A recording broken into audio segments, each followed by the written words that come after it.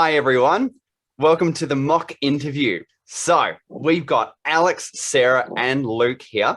What we're basically doing is we're going to be doing our mock interview and then breaking down what sort of questions you can expect to be asked and what the answers that recruiters are looking for.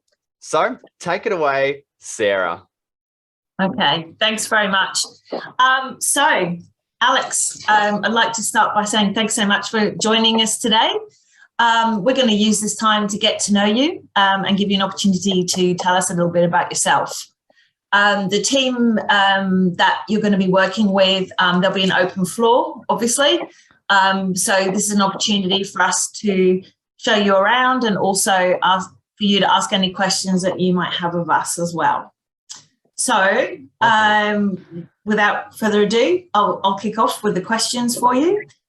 So my first question is quite simply, if you can explain to us what is it that motivated you to apply for this position? Right, yeah. Well, I saw the position up and I'm a graduate, so I wanted to get more experience in the industry, and your company is sort of quite a big company, and so I feel like it would have a lot of opportunity for me to sort of learn and grow. And I've sort of enjoy all the aesthetic of your games. As I'm an artist, I sort of I'm looking for that kind of stuff. So I feel like it's something I could easily fit into. And I've also played your games in the past, so it's sort of exciting, like knowing that I'm working on games that I've played before, or working on games that I could have played before. But yeah, I think the main thing for me is just that I think it'll give me the right environment I need to sort of, you know, level up and improve and sort of become where I want to be, become who I want to be in the industry. Okay, so looking to move into the art team and develop your skills from there. Yeah, absolutely. Okay. Yeah. Great. Thank you. Okay. So do you want to comment on that, Luke? Yeah, look, I think overall, for a decent kind of answer, he's talked about kind of where he wants to go, you know, non-specifically, but in a general kind of sense. You know, he identified, look, he's looking for a larger kind of studio to help with the training and support, and has identified that the business can provide that. You know, obviously we're being a bit more general here. I'd probably say be specific to the role and the business that you're applying to. In this case scenario, in this mock interview, we're being quite general. So I would say, you know, oh, I like this game, you know, or whatever, or this particular business. But outside of that, I think decent answer, identified why and what you think you're going to get out of the role. Good job. Absolutely. Yeah, really, really important to have done lots of research on the company that you're interviewing with. Really looked through, you know, the games, the history on the games. There's so many resources to be able to do that. And really, and also what I liked about Alex's explanation, you know, he was positive and confident. You know, that's where you're really wanting to come out, you know, strong at the beginning and demonstrate your passion for the industry. That's really important. So it's a very good start to come out with, you know, with the icebreaker question, to really be prepared to be able to answer that in a coherent, in a very sort of passionate way, I guess. So yeah, that was great. Thanks, Alex. Yeah, be excited about it. It's just something you want to go yeah, into, so. 100%, absolutely. We want to see your excitement and your passion for it. Okay, so I'll just go to the next question. So Alex, if you could please tell us about how your work colleagues would describe you, your personality. And the second part to that is about, in your opinion or in your view, what is the biggest misconception they have of you?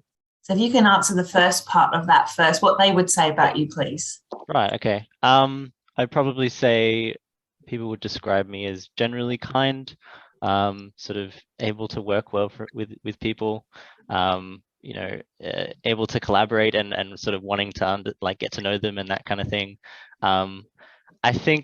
I think people I've worked with in the past sort of think that I can do more stuff than I can, and like sort of be like, oh yeah, Alex is really good at this, yeah. And I'd be like, I don't know, I'm just doing what I'm doing. So I think that's a thing that I've gotten a lot, but it always makes me happy. I'd probably say sometimes maybe I could be described as stubborn. Sometimes if I really care about something in a project we're working on, I'll sort of push for getting that to be a thing. But I think that's something that I'll try to get over. But it's good whenever I believe in something, I want to really push it. And so yeah, that's something I can do sometimes. But yeah, biggest misconceptions. Yeah, I guess that'd probably be the skill thing. Like I think people maybe assume more that I can do than I can't do, or like I guess that might be one thing, or yeah, I suppose that'd be what I'd say there. Yeah. So if I might just ask on that, what for the purpose of the video, what we would at this point look to do will be ask a further probing question. And so I'd be interested to know in situations where you have felt that perhaps you've been stubborn about something and then something you wanted hasn't gone your way. How have you dealt with that? What's your sort of process for managing that? Do you want me to answer that now? Yes, if you can. It's a tough thing, but it's the probing, because I'll be curious to know, because I mean, in the games industry, like any creative process, production process, obviously, you work with many different people that have different opinions. So coming up against different opinions is part of daily life, I believe. So I'd just be curious to know. I'd probably say that I think I'd be stubborn initially. Like I want to make sure that the game is a good product and we're making something that we're all excited about. And I think I like challenging decisions just so that everything has a bit of a challenge. But I think past that, I wouldn't want to sort of follow it up too much. Like I wouldn't be really precious about what I think should be a thing. I just think it's valuable to sort of give at least, so someone's idea can at least be challenged once, so that sort of we can see if it's the right thing. And I would take the same for myself. I think I also really appreciate when people say that my ideas suck, and I like that. I think that's good. I don't think I have the best ideas. I think I'd say I do that because I just want to get to the right thing. But at a certain point, I'd let it go and be like, okay, we're done here. We're going to move on to whatever we need to do next. So yeah, I understand. Okay, so thank you, Alex. So what I'd like to say about that is I really liked obviously your response to what's a difficult probing question, because you were able to demonstrate that, look, well, I want what I consider to be best in game, and that's what everybody wants. It's an important thing to be able to recognize that at times you might not get what you want, and the ability to be able to let it go and move on, not hold a grudge, is really, really important. That's a great part of working in the team. So I really like the way that you responded to that, Alex. That was great.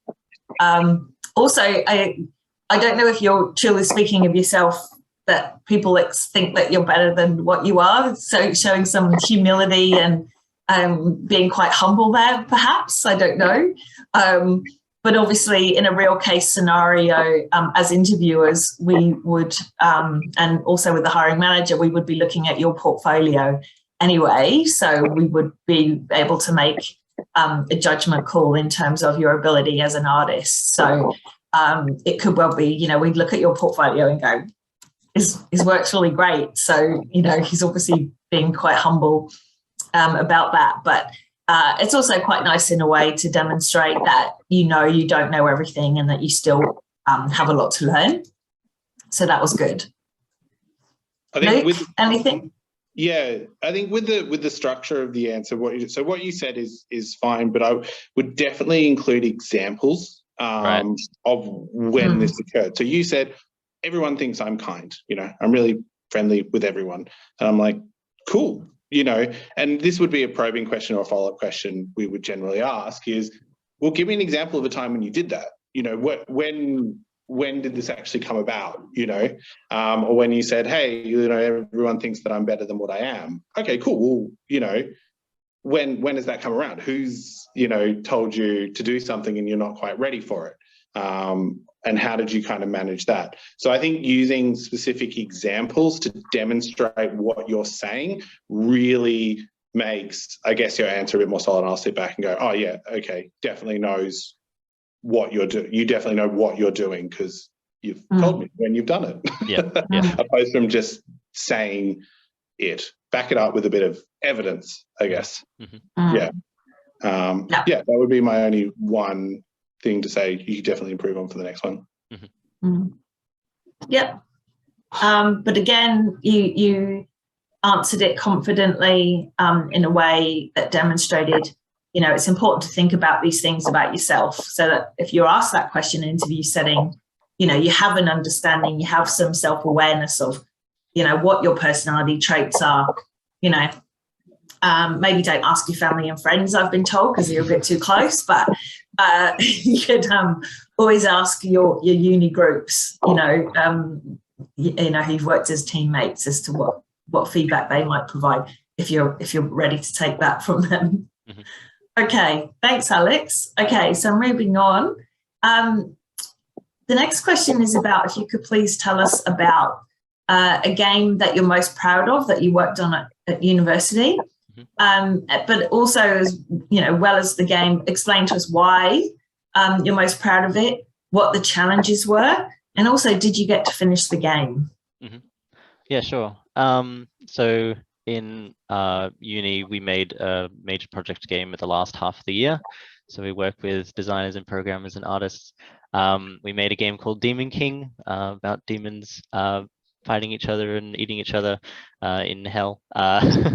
I think the thing I'm most proud of is probably how well the team worked together. I think when we thought of the game idea, we were sort of keeping in mind everyone's skills. So trying to get everyone to do the right thing that for them. So having multiplayer so the programmers could do that, having level design so the designers could improve their skills, having character art and, for me, technical art, so that we could all improve our skills with that. I suppose also just I personally am quite happy with how it turned out looking in the end, because that was the thing I was in charge of mostly, like the sort of overall direction and the shaders and stuff like that. So I was pretty happy with that. We did end up finishing it. It was in a playable state at the end. We probably could do a lot more to improve it, for sure. But I think we got it into a good state by the end of it. Yeah. Okay. And sorry, the key challenges again, just to understand. Yeah, I suppose the key challenges is always, for me, it would have been trying to make sure that I could fit what I wanted for art into what all the team wanted for it. So making sure that I was able to get everything I needed to get out of it to sort of put on my portfolio, but being able to work together with everyone else to make sure that everyone was sort of on the same page about everything. That'd be the biggest thing. Were you able to do that? I think so. Yeah. I think we all, a lot of us, yeah, for sure. I think we worked well together. I think we all have a good opinion of each other. I think we did execute it in the end. Okay. All right. Thank you. Any comments on that, Luke? Let's have a look at that. I think on that particular example, it was, so when you're structuring a question, I mean, you've got kind of like the STAR methodology. So for you to sort of understand this, it's situation, timeline, action, result. Most questions kind of follow this sort of format. This would be a really good example of kind of where you started that really well. And I mean, most of it, you kind of followed it quite well. So the situation was obviously making the game. The timeline, you had the 6 months to do that. The action was obviously we kind of came together. The result was you did it. What you said is you think you did it. So that was really good. What I would sort of include on that is maybe dive a little bit more details into specifically kind of what the challenges were, what specifically you did in particular areas. You kind of brushed over that. So diving into that kind of a little bit more, and I know we're timed in this scenario, but I would definitely dive a little bit more into detail. One thing I would definitely include in that is a learning. So a big part of sort of grads and juniors is we know as an industry that you've still got a lot of learning and growth to do. And the ability to self-identify, to go, okay, let me look back at what I've done and this process that we've followed in game development and gone, okay, the timeline wasn't right on this particular area. We didn't use the right technology. We didn't produce this correctly. Next time, let's change this. So that would be my biggest thing, is when you answer a question is like this, is, oh, my learning from the process was this. This is what I'd do kind of next time, or I'd seek help in these particular areas. But yeah, I think overall you answered the question. Fine. Just a bit more detail, but I know we're talking to you. Yeah. And one thing I'm usually also keen to ask when it comes to the projects completed at uni is whether there is an appetite by the team to continue to work on it, to build on it. You know, if there were still other features you wanted to add in and refine it, have you made plans to perhaps get back together and just, you know, work on it to fine tune it? Because that's something that, and as well as that, also, if you weren't able to finish that project, to be able to continue to work on it, to get it to a point where it's playable is another important point, because that really shows a number of things. You know, it gives us as a company an ability for you to share with us a finished game, a playable game, which is really important, but also an opportunity for us to see that you're motivated enough to continue on and go, okay, we haven't got this where we want it to be yet. Let's dedicate some time to it if we can, if it's, you know, if that's practical. So that's something else I would also be looking for to have a discussion about. The other thing I forgot to mention as well, and same as the last question, is back up what you say with the examples if you've got them on particular things. Once again, to push forward, hey, my knowledge, I've done this before. Like, you know, we got along, we got together really well. Did you have parties? Did you just work together collaboratively? How did you work together collaboratively? Use examples to back up kind of what you're saying. Not for everything, because then you'll be there for a million years, but definitely use them to, yeah, strengthen your argument, I guess. Okay. So moving on, next question, thanks, Alex, is about if you could give us an example of a time when you had to manage two or more competing priorities. When you say priorities, what would you mean by priorities? So like... So you've been, let's say, for example, you're still at university and you've got 2 assignments due at the same time, you know, or you've been told, given this deadline, 2 things have to be done by a certain time. How do you manage that? I suppose the main thing would be whatever priority is relying on other people the most. So if say I'm working on, when I was working on my project on Demon King, I had a priority that I wanted to get in some shaders and VFX into the game, but I also had a priority to rig the characters that my character modelers and texturers and animators were doing. And so I think in that case, I specifically put the task for rigging the characters ahead of that, because it was something that I needed to do for my animators to do any work. And then sort of moving basically the effects and the shaders, which are sort of more enclosed. I moved that much like further down until I'd at least gotten a start on the rig, so that the animators could get on working with that. That would be, yeah, that's sort of where I'd mostly try and manage it. I guess it would also be anything that could be done quickly. So probably the rigging I could also do quicker than I could have done the effects animation. It was a bigger task. So yeah, it would be speed, and like if it's other people are relying on me to do it. Okay. All right. Thank you. Luke, any comments to make on that? First of all, I love the fact that you asked for clarification on something. If you don't understand a question or you're not sure on what they're looking for, ask. Don't try and answer because you feel like you have to or you can't get clarification. If something does, and that's not fully reflected on you in any way, shape or form, you can go ahead and go, oh, sorry, I'm not quite understanding. What do you mean? Or so please do it. Absolutely, 100%. I love it. I love it. You get bonus points if you do it. But I think overall, kind of,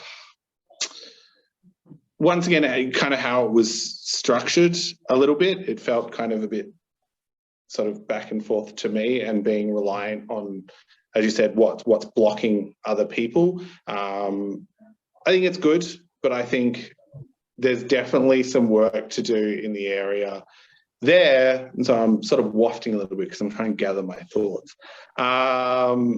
In terms of structuring lining up why you take certain priorities. And if what you're saying is, well, I'm just focusing on sort of other people, what does that mean for your other sort of assignment? What's kind of going on there? So I guess kind of breaking it down and going, well, this assignment was due on this day and blah, blah, blah, blah, blah. And then this assignment was blocking kind of other people and in the team. So I sat down and I set up a list of who this affects and why and this kind of stuff.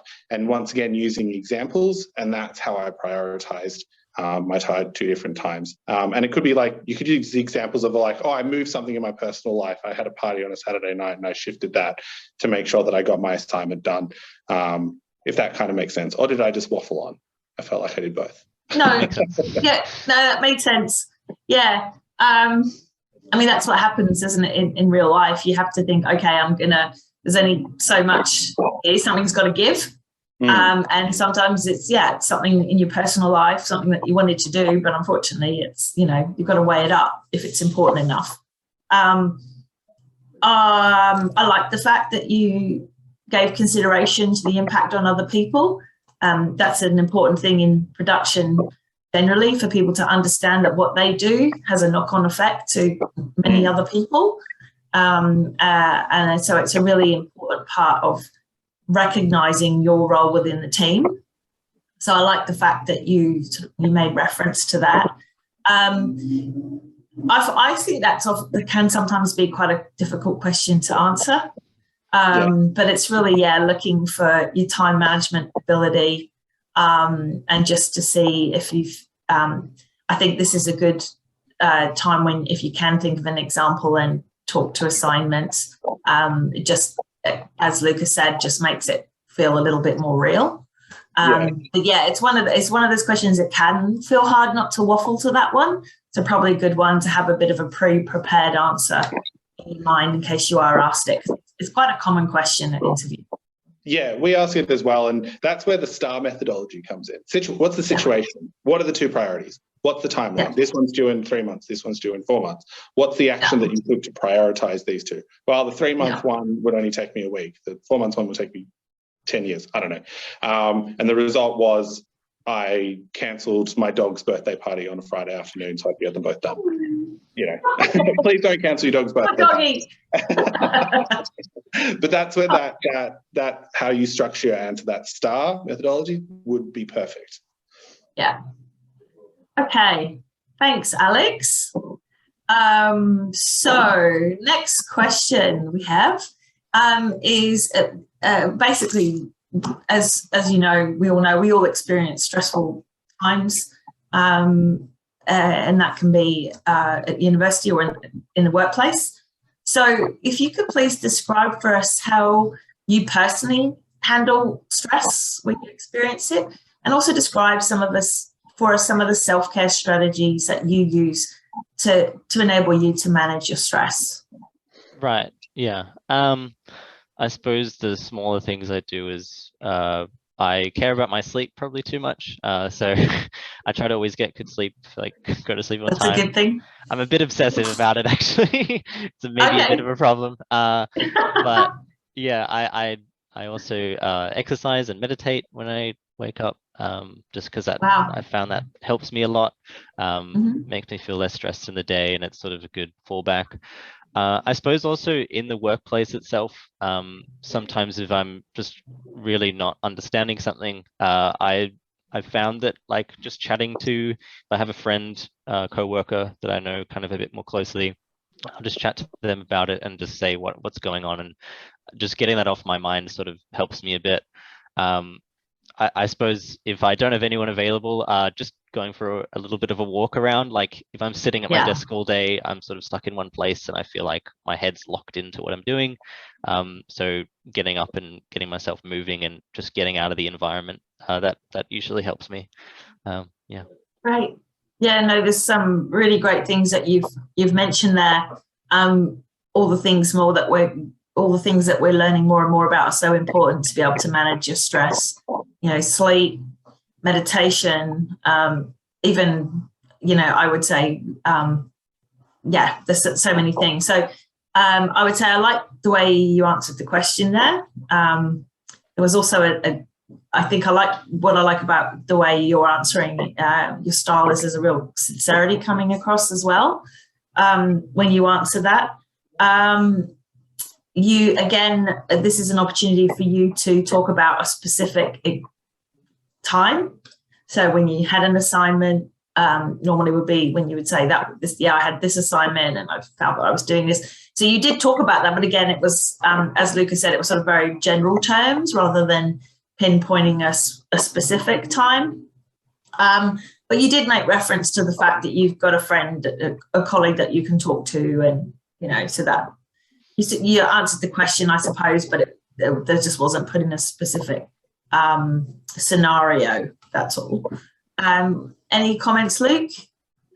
I think just on this one, it's important that personal stuff can be used as well. Don't feel like it has to be a work-related stress. Real life stress is a thing. Trust me, we all experience, I think, on a daily basis. We're all pretty understanding. Obviously, you don't need to go into deep personal details if you don't want to or you feel comfortable doing so. Don't feel like you have to do that. And also, there's not a right or wrong answer on how you manage stress. It's all up to the individual. You know, if you're managing stress as playing Dota till 4 a.m. in the morning and then you sleep for 2 hours, but that works for you, that works for you. Managing stress is on an individual kind of basis. So there's no right or wrong. I don't think a recruiter would be like, oh, you don't meditate? How dare you? No. We're looking for people who only meditate. I think I'm a bad example there. we have a lot of people in the studio, you know, who have pets. So pets are a massive thing.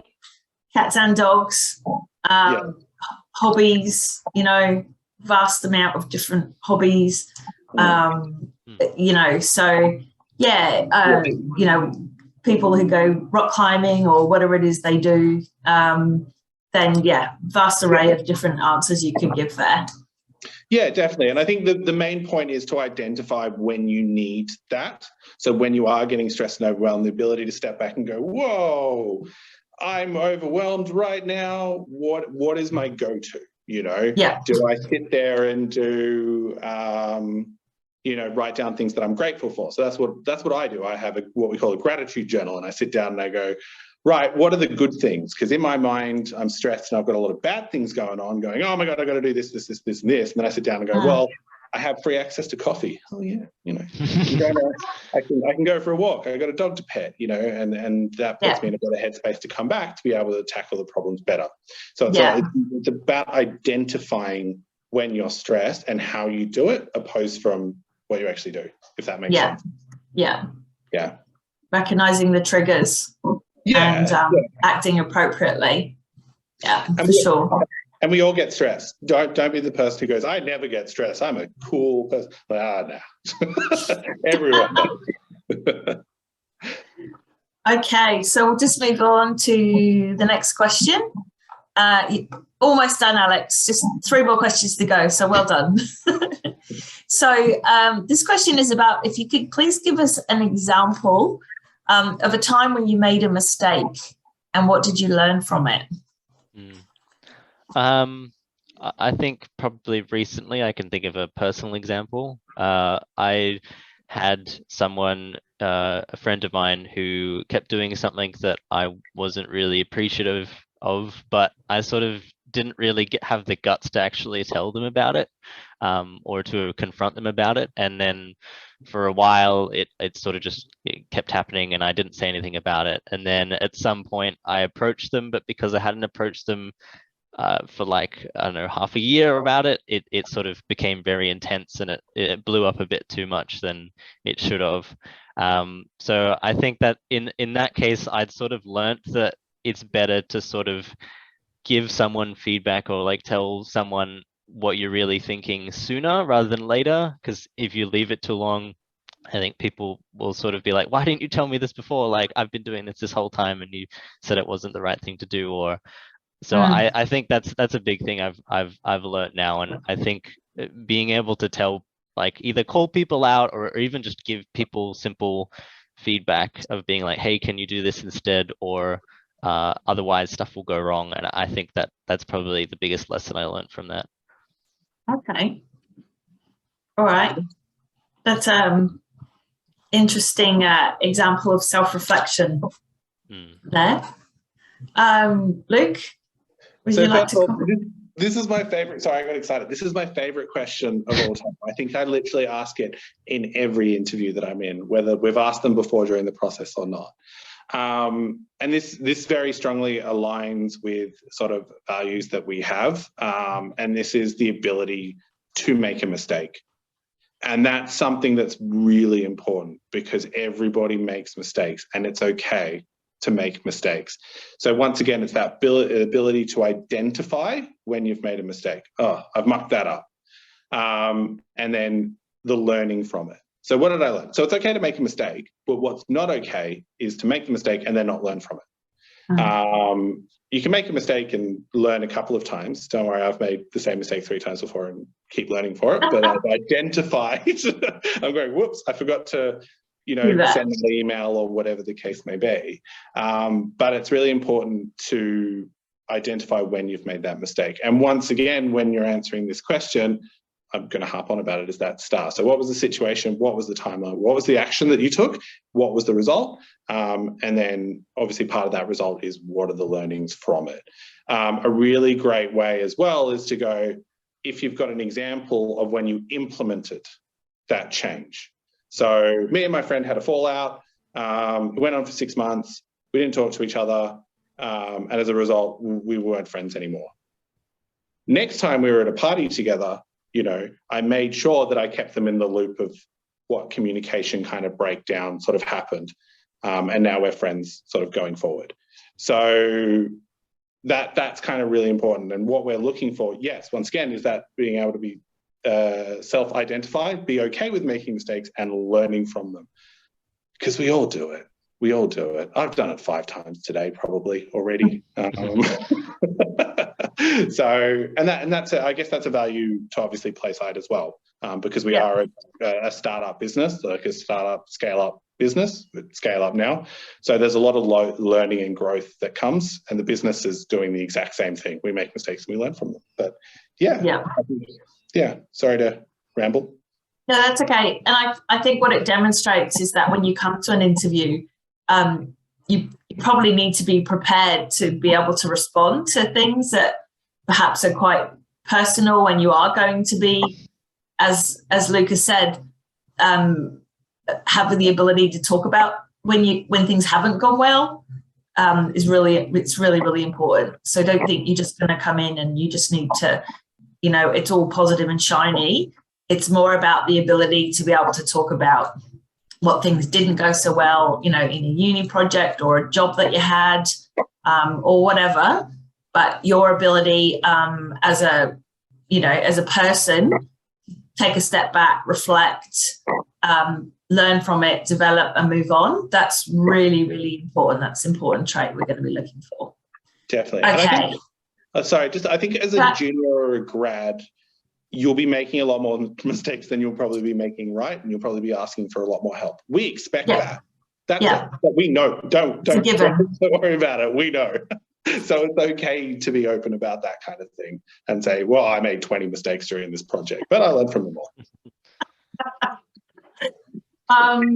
Okay, so here comes the next question, often one that can be considered quite a minefield. So Alex, the next one coming up, if you could please just let Luke and myself know what are your salary expectations for this role? Right. So I guess as a graduate artist or graduate technical artist, I'd probably be expecting somewhere between 50K to 60K annually. Yeah, Okay. that's And that's okay. Thank you. So that's the band that you're looking at. Simple answer. Stage? There's probably more to the analysis to this than to the answer, I guess. Yeah.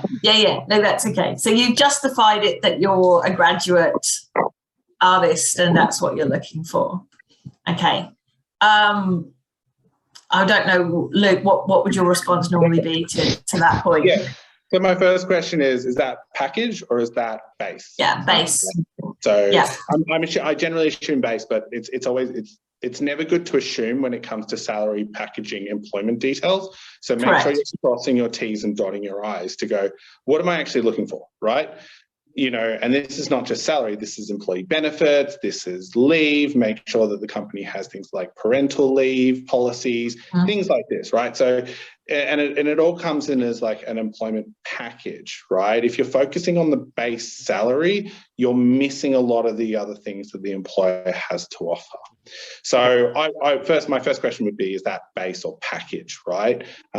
Because I know some companies, especially American-based companies, will package everything. New Zealand, because we employ over New Zealand and in Australia. In New Zealand, they package everything. So I would make sure that be clear on that. My follow-up question would it really depends. At this kind of level here, we would have almost salary bandings. Now, what a salary banding is we've gone out, done the research, talked to people in the industry and gone, what are you kind of looking for? Coming back and going, okay, this is kind of the benchmark. This is what we're doing. So most recruiters, and this is a bit of a secret, I don't know, will have a bracket kind of in their head of what they're kind of looking for. Now, we'll generally always ask, what are you looking for? Now, the reason behind this is to manage kind of the juniors or the grads kind of expectations, right? Because you'd be surprised at how many grads and juniors go, oh, well, I Googled software engineer and it's come up with 100K plus super. And I was wondering, can I get 100K plus super in a private jet? So, and a good recruiter won't take you through the process if it's an unreasonable amount, but there would always be kind of a back and forth. So it depends if you're going for like an indie studio, which won't have that bracket generally, most of the case, because they're very startup-y, they haven't set it up, they might not have enough funding, or you'll have, a studio like Sledgehammer or EA, which will have that bracket and salary banding in place. Somewhere like Playside, which is in the process of that, we're a bit more kind of between the two because we're growing, but the recruiter will always generally have a number in the head. So I would always generally ask what it is and then have that back and forth. As you go more and more kind of senior through the industry, it kind of gets a bit more sort of murky because there's a bit more giveaway, but at a junior graduate kind of level, there'll generally be a number. So if I would ask. Real quick. Is it? Sorry.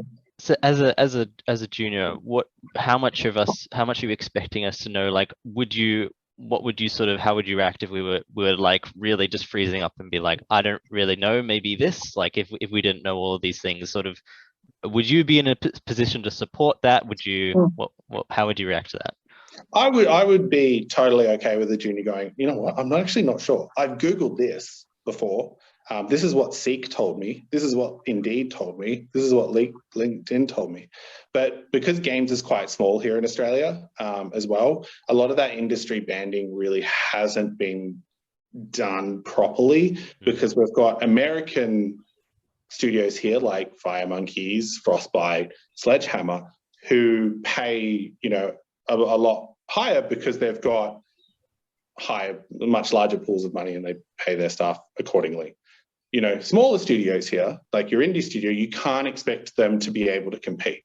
It's not kind of reasonable. So I would have that discussion to say, look, I'm not actually really sure, and have that back and forth with the business. But generally, anything that's probably a studio that's over like 50 people would have a bit of a bracket in there that they would understand. Would you agree, Sarah? Yeah, 100%. I would agree. So I think if you're not sure, the good thing to do is turn it back into a question. As Luke just said, to say, actually, you know, I'm not sure. I would assume that you've got bands in place. So perhaps if you could explain a little bit more about that to me, that would be great. And also for those of you that don't know that are listening, with effect from this Friday, superannuation will be going up to 10.5%. Yay. So whenever they talk to you about the base figure, then as Luke says, just double check, is that plus super? And then they might tell you yes, plus super, and give you the package figure, or you can just calculate that as a plus 10.5% of your superannuation. Also take other things into consideration: additional leave days, certain policies, training, support, bonuses, things like this. Get an understanding of the whole picture first. But once again, it's okay not to know, and the recruiter is not there to rip you off. A lot of people think we're there. No, we're not. Trust me, we're not. Yeah, no, 100%. They will want to pay you the right amount for what you are, and not undercut. That actually leads us into the next question that we would normally ask, obviously, at any interview, which would be, I'll ask it, Alex, if you don't mind. We'll say, do you have any questions? Yeah, I have a few. I guess, like, what opportunities do you have to learn at the company? Like, sort of, how are you going to support me with learning and getting where I want to go? What am I doing day to day? Who am I going to be working under in particular? I'd like to know that specifically. Yeah, I'd have a few more questions after that. Thank you. Okay, great. All right, so great selection of questions there. There's a whole ream of questions you can ask. So the really important thing that we definitely agreed on is that it's that question in itself. Do you have any questions? Is still a question. So it's important that you have a question. In fact, ideally at least two, if not three, if you get an opportunity to ask them. So what Alex demonstrated really well there was he asked about what opportunities there are, what training there is, who would he be reporting to. You can be asking about what coaching or mentoring is in place. Is there much ability for coaching and mentoring from the leads? This is also coming back to the pay question, where if you haven't had a chance to talk about it or you ask what are the additional benefits that the company can offer. So some of those might be non-financial, but there will also be hopefully some additional financial bits and pieces you might get, gym support or whatever it might be, private medical health. So so make sure you bear that in mind, the other benefits, to ask those questions.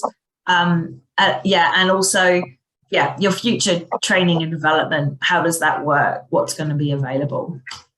Okay, so Luke, do you have anything else? I think, like 100% have questions ready to go. I'd probably say minimum probably about 3. Anything more than that, great. But I would say establish what your values are and what you're looking for within your next business, and then look at the questions based solely within those values. So, for example, if your value is diversity and inclusion, you're looking for a business that really focuses on, strengthening, D&I within their games. As an example, right? Ask the question of how is blah, blah, the company name, improving the D&I within their titles? What steps are you kind of taking? So, because interviewing is a two-way street. You need to establish whether the company is the right fit for you and you are the right fit for the company. So our job is to ask you to make sure that you're a right fit for us, and your job is to interview us to make sure we're a right fit for you. Because what you don't want to do, and especially within a really small industry, is just join a company because you just need a job, right? And then you join the company and it becomes toxic and you don't like it, and it's just, and it becomes horrible for both parties. So really spend the time to go, what are my values? What am I looking for in a job? And can this company supply that? Do we align? And if you don't align, then I would seriously think if it's the right job for you. And remember, you can always turn down an offer or cancel the process partway through. It happens all the time. Sarah will agree. People drop out halfway through because they'll go, not right for me. Fair enough. But yeah. All right. I think we're and certainly entry level, what mentoring and coaching you're going to get, level support, that's a huge one as well. Okay, well, I think we're almost out of time at this particular spot, but I'd just like to say, Alex, thanks very much at this point in time for being our candidate. Good job. Thanks, Luke. Okay, see you. I'm really Bye, everyone. in a private yacht. all right. Take care. Thank See you later. See you, everyone. Bye. Bye.